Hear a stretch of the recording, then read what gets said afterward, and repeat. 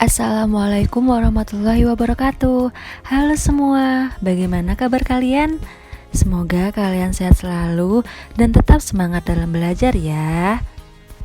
Kali ini kakak akan mengajak kalian semua untuk belajar tentang himpunan kosong dan himpunan semesta dan diagram Venn. Tujuan pembelajaran kali ini yaitu yang pertama, peserta didik mampu menjelaskan tentang himpunan kosong, himpunan semesta, dan diagram Venn. Yang kedua, peserta didik mampu menyelesaikan masalah yang berkaitan dengan himpunan kosong, himpunan semesta, dan diagram Venn. Oke, yang pertama kita akan membahas tentang himpunan kosong dan himpunan semesta. Dalam keanggotaan himpunan, ada himpunan yang tidak memiliki anggota, yang dinamakan dengan himpunan kosong. Nah, untuk lebih jelasnya lagi, mari kita amati masalah 2.1. Terdapat 4 orang siswa, yaitu Batara, Simon, Sudraja, dan Marsius. Nah, mereka memiliki kesempatan yang sama untuk memenangkan suatu hadiah undian. Agar salah satu dari keempat siswa dipilih secara adil menjadi pemenang, maka panitia memberikan 1 dari 4 pertanyaan tentang himpunan yang tersedia dalam kotak undian. Keempat pertanyaan pada kotak undian itu adalah sebagai berikut. Yang pertama, menentukan himpunan bilangan cacah yang kurang dari 0. Yang kedua, menentukan himpunan bilangan bulat yang lebih besar dari 0 dan kurang dari 1. Yang ketiga, menentukan himpunan bilangan ganjil yang habis dibagi 2. Dan yang keempat, menentukan himpunan bilangan prima yang merupakan bilangan genap. Pemenangnya adalah siswa yang dapat menemukan paling sedikit 1 anggota himpunannya. Dan setelah pengundian, ternyata Batara mendapatkan pertanyaan nomor 2, Simon mendapatkan pertanyaan nomor 3, Sudraja mendapatkan pertanyaan nomor 1, dan Marsius mendapat pertanyaan nomor 4. Lalu, siapakah siswa yang kemungkinan menjadi pemenang? Berikut ini adalah alternatif penyelesaian dari keempat pertanyaan tersebut. Yang pertama yaitu Sudraja, ia mendapatkan pertanyaan nomor 1, yakni menentukan himpunan bilangan cacah yang kurang dari 0. Setelah diingat-ingat lagi oleh Sudraja, bilangan cacah adalah himpunan dari bilangan bulat yang tidak negatif, yaitu 0, 1, 2, 3, dan seterusnya. Atau dapat dikatakan bilangan cacah merupakan himpunan bilangan asli yang ditambah dengan 0. Sehingga anggota bilangan cacah yang paling kecil adalah 0. Oleh karena itu, himpunan yang diperoleh Sudraja adalah himpunan yang tidak memiliki anggota. Kemudian, pertanyaan nomor 2 didapatkan oleh Batara, di mana Batara harus menentukan himpunan bilangan bulat yang lebih dari 0 dan kurang dari 1. Setelah diingat-ingat lagi oleh Batara, bilangan bulat merupakan himpunan dari bilangan cacah dan bilangan negatif. Jadi, tidak ada satupun bilangan bulat antara 0 dan 1. Sehingga, himpunan yang diperoleh Batara adalah himpunan yang tidak memiliki anggota. Lalu, pertanyaan nomor 3 didapatkan oleh Simon, di mana Simon harus menentukan himpunan bilangan ganjil yang habis dibagi 2. Dan setelah diingat-ingat lagi oleh Simon, bilangan ganjil adalah bilangan bulat yang tidak habis dibagi 2. Oleh karena itu, seluruh bilangan ganjil tidak akan habis dibagi dengan 2. Jika habis dibagi dengan 2, maka adalah bilangan genap. Sehingga himpunan yang diperoleh Simon adalah himpunan yang tidak memiliki anggota. Dan yang terakhir yaitu pertanyaan nomor 4 yang didapatkan oleh Marsius. Sehingga Marsius harus dapat menentukan himpunan bilangan prima yang merupakan bilangan genap. Dan setelah diingat-ingat lagi oleh Marsius, bilangan prima merupakan bilangan asli yang hanya memiliki 2 faktor, yaitu bilangan 1 dan bilangan itu sendiri. Sehingga anggota himpunan bilangan prima yang merupakan bilangan genap adalah 2. Dengan demikian, himpunan yang diperoleh Marsius adalah himpunan yang banyak anggotanya tepat 1, yaitu 2. Nah, berdasarkan keterangan tersebut, yang dapat menentukan anggota himpunan tepat 1 adalah Marsius. Dengan demikian, Marsius terpilih menjadi pemenang. Sementara Sudraja, Batara, dan Simon tidak menemukan anggota himpunan atau disebut dengan himpunan kosong. Nah, bagaimana? Sudah mulai paham kan tentang himpunan kosong? Nah, selanjutnya kita akan bahas tentang himpunan semesta. Salah satu dari karakteristik matematika adalah memperhatikan semesta pembicaraannya. Penyelesaian suatu masalah dalam matematika dimungkinkan akan berbeda jika semesta pembicaraannya berbeda. Demikian juga anggota himpunan tertentu ditentukan oleh semestanya. Nah, untuk lebih jelasnya lagi tentang himpunan semesta, mari kita amati masalah 2.2. Yunita, Septi, dan Andi adalah 3 orang siswa yang diberi tugas oleh Pak Taufik untuk menuliskan nama siswa yang berawalan huruf tertentu di kelasnya. Yunita diminta menuliskan nama siswa yang berawalan huruf Y, Septi diminta menuliskan nama siswa yang berawalan huruf S, dan Andi diminta untuk menuliskan nama siswa yang berawalan huruf A. Lalu, langkah-langkah apa saja yang akan dilakukan oleh Septi, Andi, dan Yunita dalam menyelesaikan tugas dari Pak Taufik? Berikut ini adalah alternatif penyelesaiannya. Nah, langkah-langkah yang dapat dilakukan oleh Yunita, Septi, dan Andi adalah sebagai berikut. Yang pertama, memilih nama siswa yang dimulai dengan huruf Y, huruf S, dan huruf A. Yang kedua, mengelompokkan siswa yang namanya dimulai dari huruf Y, huruf S, dan huruf A. Dan yang ketiga, menyajikan himpunan dengan mendaftar anggotanya. Misalkan, S adalah himpunan nama semua siswa di dalam kelas. A adalah himpunan nama-nama siswa yang namanya dimulai dari huruf Y. B adalah himpunan nama-nama siswa yang namanya dimulai dari huruf S. Dan C adalah himpunan nama-nama siswa yang namanya dimulai dari huruf A. Nah, berdasarkan keterangan di atas, himpunan S adalah himpunan yang memuat semua nama siswa di dalam kelas. Keempat himpunan tersebut dapat kita sajikan dalam diagram Venn, seperti yang terlihat pada gambar.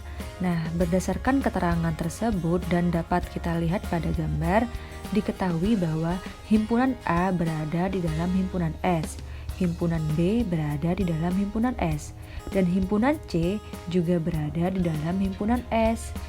Kemudian, himpunan S memuat himpunan A, B, dan C, yang artinya himpunan S memuat semua unsur dari himpunan A, B, dan C atau himpunan yang sedang dibicarakan.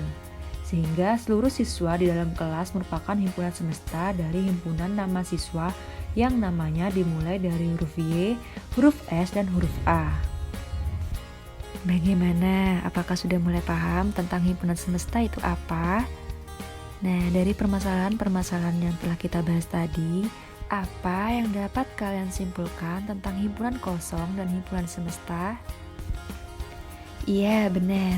Himpunan kosong adalah himpunan yang tidak memiliki anggota yang dinotasikan dengan seperti huruf 0 yang dicoret atau kurung kurawa yang langsung ditutup dengan kurung kurawa lagi.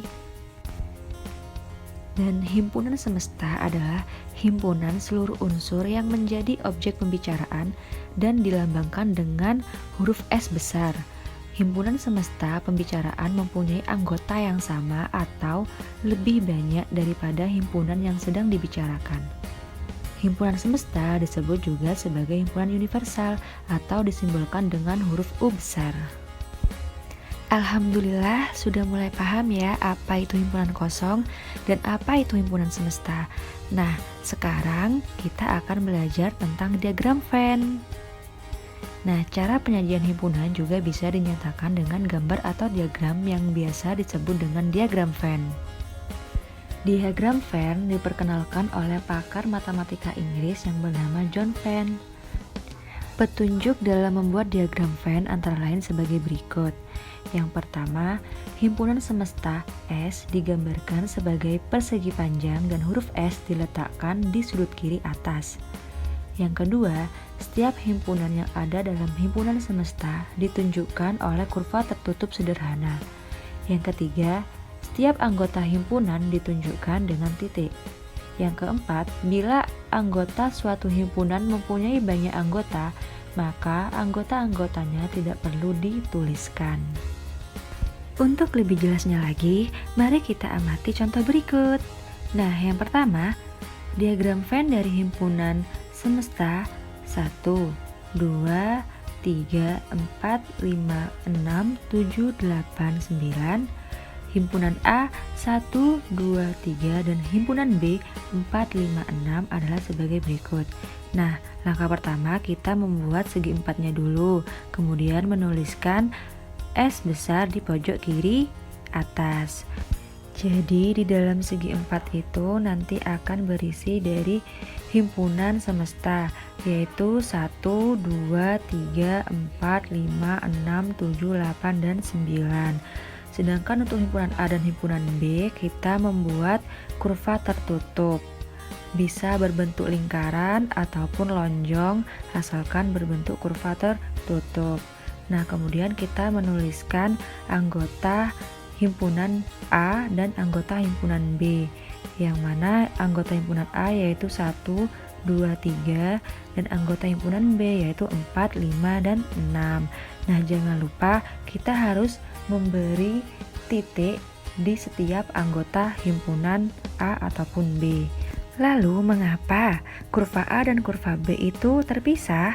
Karena tidak ada anggota A yang di B ataupun tidak ada anggota B yang di A, sehingga kurvanya terpisah. Atau dengan artian lain, bahwa himpunan A ya himpunan A itu sendiri, dan himpunan B ya himpunan B itu sendiri, sehingga kurvanya terpisah.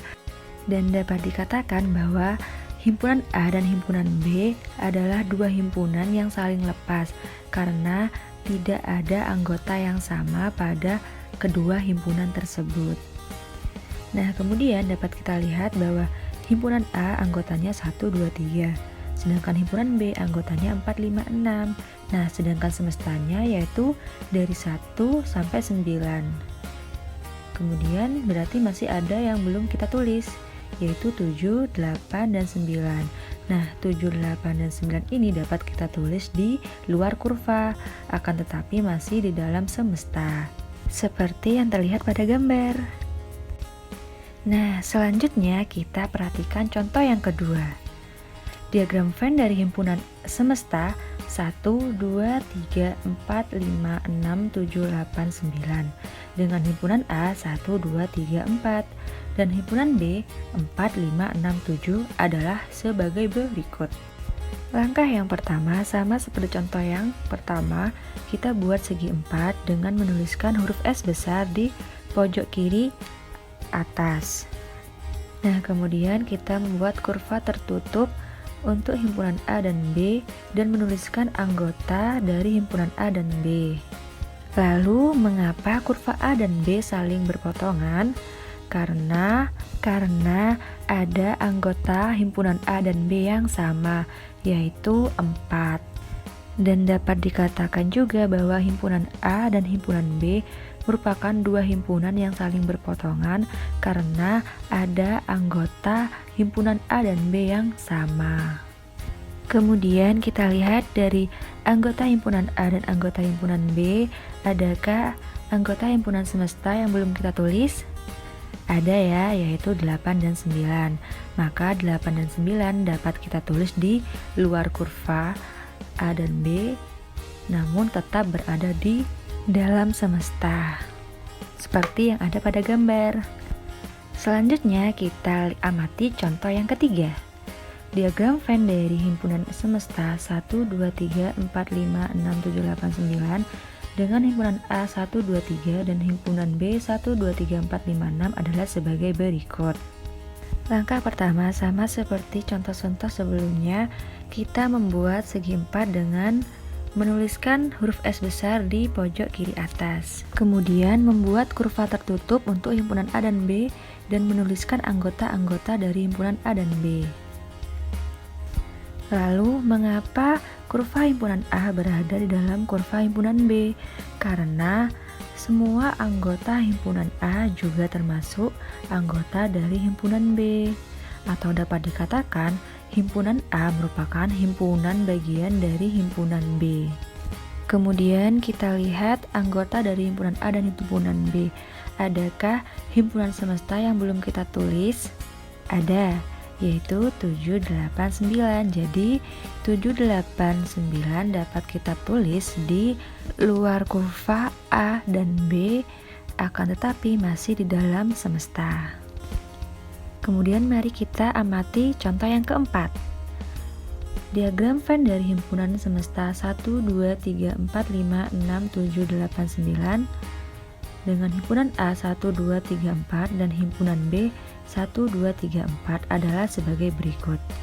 Sama seperti contoh sebelumnya, langkah awal kita membuat segi 4 dengan menuliskan huruf S besar di pojok kiri atas. Kemudian kita membuat kurva tertutup untuk himpunan A dan B dan menuliskan anggotanya. Lalu, mengapa himpunan A dan B kurvanya menjadi 1? Karena anggota dari himpunan A dan anggota dari himpunan B itu sama, yaitu 1, 2, 3, 4. Atau dapat dikatakan bahwa himpunan A dan himpunan B adalah himpunan yang sama. Kemudian kita lihat anggota dari himpunan A dan B, yaitu 1, 2, 3, 4. Adakah himpunan semesta yang belum kita tulis? Ada, yaitu 5, 6, 7, 8, 9. Nah, 5, 6, 7, 8, 9 kita tulis di luar kurva, akan tetapi masih di dalam semesta. Jadi, dari apa yang telah kita amati pada contoh 1 sampai dengan 4, dapat dikatakan bahwa ada 4 macam bentuk diagram Venn.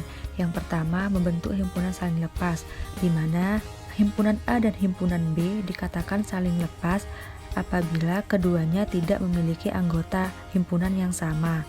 Kemudian, yang kedua, membentuk himpunan yang saling berpotongan. Himpunan A dan himpunan B dikatakan himpunan yang saling berpotongan jika ada anggota himpunan A dan B yang sama. Kemudian yang ketiga, membentuk himpunan bagian, di mana himpunan A dapat dikatakan bagian dari himpunan B apabila semua anggota himpunan A merupakan anggota dari himpunan B. Nah, kemudian yang terakhir yaitu yang keempat, membentuk himpunan yang sama, di mana himpunan A dan B dikatakan sama apabila anggota dari himpunan A itu sama dengan anggota dari himpunan B. Dapat dituliskan juga bahwa A sama dengan B. Alhamdulillah ya, sudah mulai paham tentang himpunan kosong, himpunan semesta, dan diagram Venn. Semoga apa yang kita pelajari hari ini bermanfaat dan semoga apa yang kita dapatkan hari ini barokah dan tetap semangat belajar walaupun di masa pandemi seperti saat ini. Kakak akhiri dulu ya. Wassalamualaikum warahmatullahi wabarakatuh. Terima kasih.